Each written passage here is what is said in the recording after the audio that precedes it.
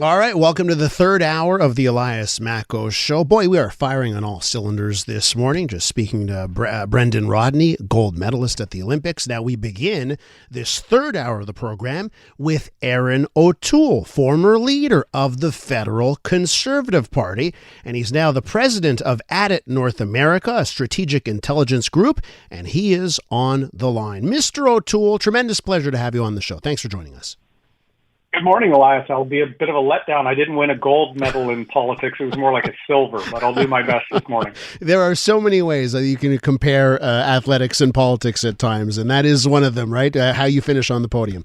Okay, so Mr. O'Toole, the reason you're on the show this morning is because last week in the National Post, you penned an open letter, an op-ed in the National Post.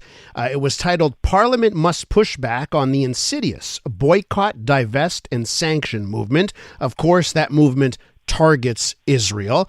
I want to get your thoughts here on why you put the pen to paper there and published your words in the National Post. Well, I did it because we've allowed this movement, the BDS, the Boycott, Divest, Sanction movement, to creep into our civil discourse and our institutions, and it is a major driver of the rise of anti-Semitism we've seen, and that's really, really concerned me to see what the Jewish community has been facing both before October 7th and, of course, since.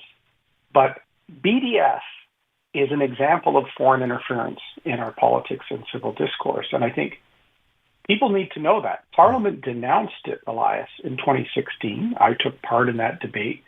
And Prime Minister Trudeau called out BDS on campuses specifically as an example of anti-Semitism in 2018 when he apologized for the MS St. Louis.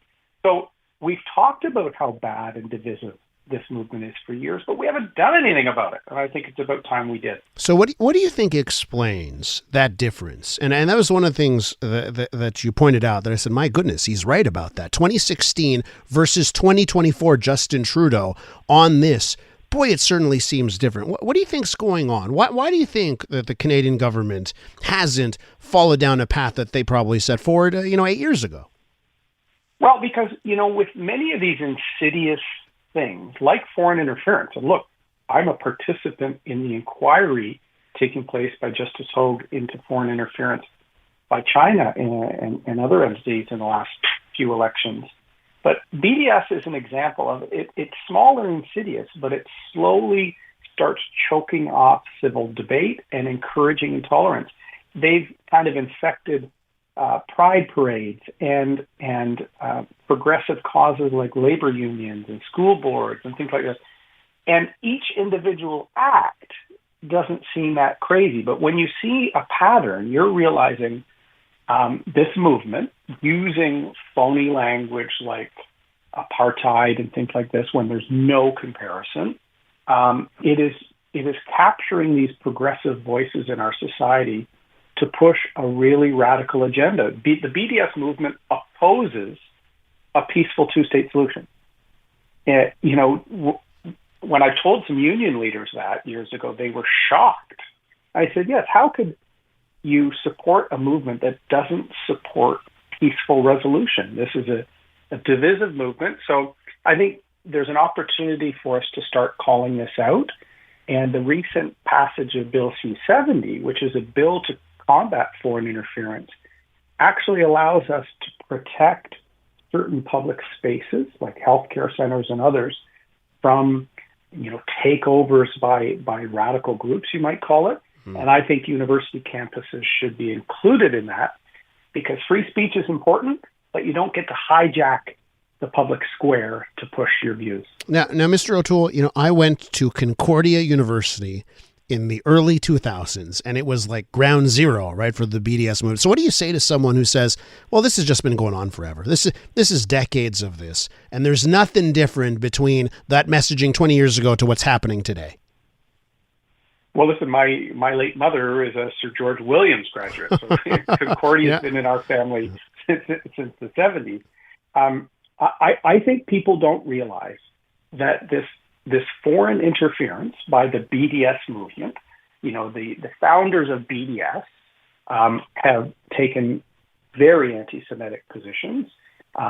this movement has targeted progressive organizations and tried to make BDS a part of the sort of ecosystem of progressive causes when it is anything but progressive. If you're talking a movement that doesn't advocate for peace, doesn't recognize the right of Israel to even exist, there isn't a party in the House of Commons that supports that position.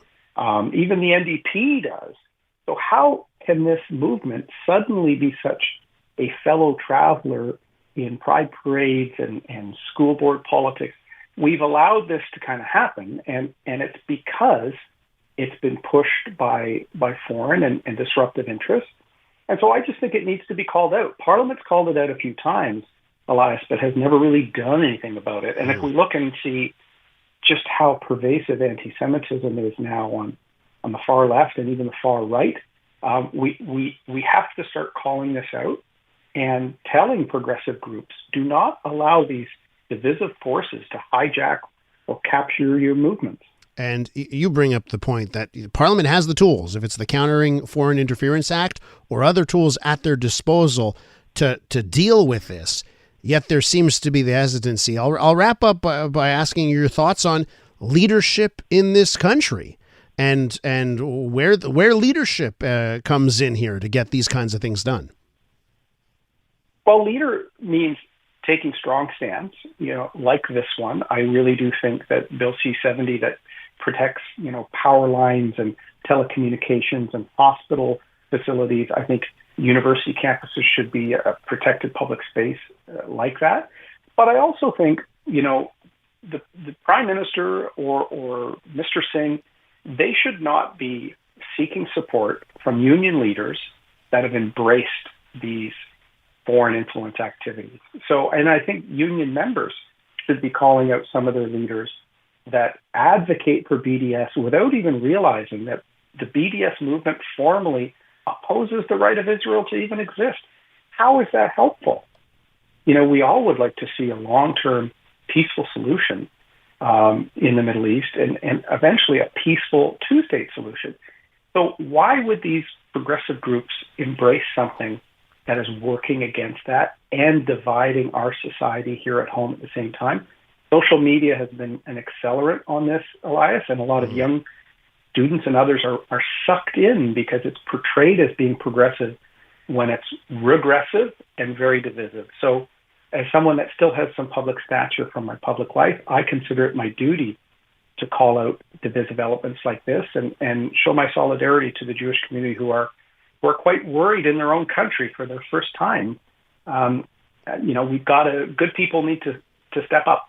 Mr. O'Toole, I got to say, I'm in complete agreement with you on how, I'm just shocked at how some so-called progressive movements can be so regressive on issues like this. Thank you so much for coming on the program this morning. I appreciate your time. Thanks for having me. Have a great day. Erin O'Toole is now president of ADIT North America, a strategic intelligence group, and of course, former federal conservative leader.